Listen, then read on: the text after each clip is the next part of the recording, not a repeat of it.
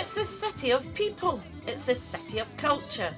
It's Glasgow, and it proudly welcomes thousands of visitors from all over the world every year. The Shetland Times keeps up with one of their own, who made the 350-mile journey. I'm from Spaekin Shetland. I moved here to do mechanical engineering at Strathclyde. I chose Glasgow because Strathclyde was the best uni amongst the ones I received offers for mechanical engineering. So. The Royal College, which is one of the oldest buildings on campus, it's probably the original Strathclyde. It used to be the Polytechnic. It's where Strathclyde came from. It's where all the students get lost in first year. It's a very varied course, and I like the lectures as well because there's some of the lectures are really very good, and they make it very interesting. Well, Glasgow's interesting because there's just a variety of stuff that's going on. There's so many different cultures and things happening. It's always interesting. You never know quite what's going to happen. Just walking down the street and this guy's basically told us to go and have a look at the exhibition. They're doing histories and old photos and that kind of stuff. There's always something happening.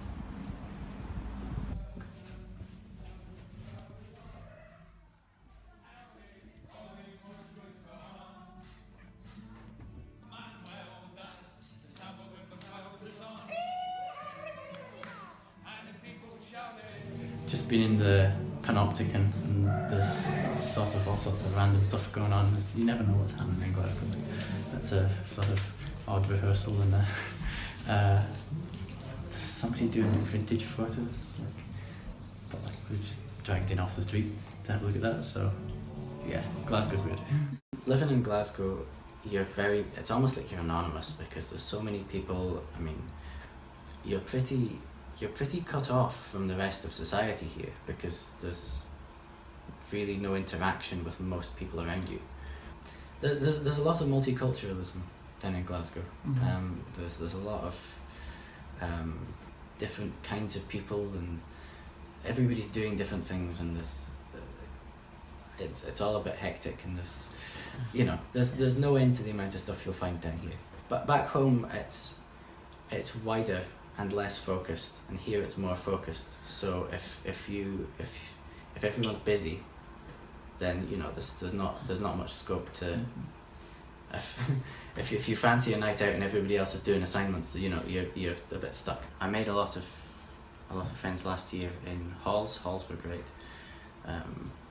I was in a flat of 6, and we all got on really well, which I know doesn't happen to everybody. I'm a member of the jazz orchestra up at the Union. It's a sort of 2-hour session on a Wednesday night, and they do occasional gigs within the Union. Student Union, and I come here every Wednesday to play with the jazz band. It's quite a good hobby. It's one of those societies, there's practice for 2 hours and then we all go out to the pub. It's a good society. So tonight we're playing at the Union. This is the jazz band, and we're providing some music for the awards ceremony for the Union Awards.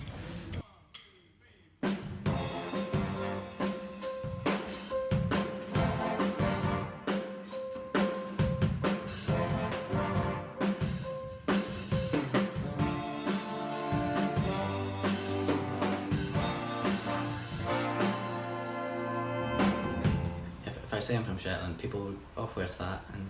And they'll you've got all kinds of silly stuff. I once got which train do you take to get there, and you're like, people don't tend to understand where it is, or they don't quite understand how far away it is, or how split off it is. And it annoys me when you hear people that'll think about Brexit or independence and say, oh well, if you voted the wrong way, you must be a racist or a bigot or a xenophobe. And there's some genuinely very, if you take back home, there's a lot of people, the fishing's a big thing, and there's a lot of the people who are in fishing who are very against the EU for their own reasons. It doesn't do them good. So there's a kind of a narrow-mindedness about some of these issues. Mm-hmm. And there's a lack of willingness to actually discuss some of those other points. There's the talk of the new referendum coming up, and there's always, I think politics now it's ruled really by the silent majority, because especially with things like Brexit and the independence referendum, there's that sort of very vocal group, but it doesn't, because it's vocal doesn't necessarily mean it's big. It just, so I don't know, I can't be bothered with another one. I wouldn't mind so much if I was back home, because it's not really such an issue, but here it causes division, which is a really unfortunate thing. I mean, you still see people with yes stickers in their windows or on their cars, and I've got nothing against that, and I am pretty neutral on these things, and I just see it as prevarication. There's no. It's difficult just because when you're here, everybody is so passionate about it, and yeah, passion's a word for it, or they're very they're outspoken, they're quite intense.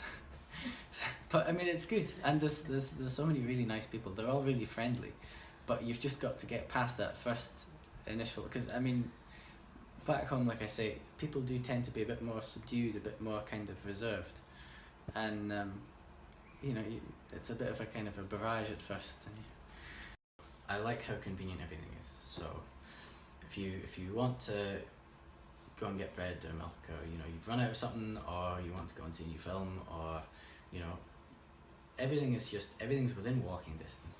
And there's a few things that I'm not so keen on. I'm very aware that it's not as safe. Like I don't feel unsafe in Glasgow, but you're a lot more aware of your surroundings. You're a lot more conscious of safety. I mean, put it like this: we had an incident a few weeks back. It was just coming to the end of a party. It was about 3 o'clock in the morning. We were just going to bed, and we were all aware of this burning smell. And there was an arsonist that had set fire to the bins right outside the flat. The fire got to be about the size of this room, and it was next to gas pipes. All the bins were just melted lumps in the morning. The whole, it was under an archway, and all the paint on the top of the arch had just it was absolutely destroyed. We had to phone the fire brigade and the police, and I mean, they caught the guy, but it was that was quite a scary event.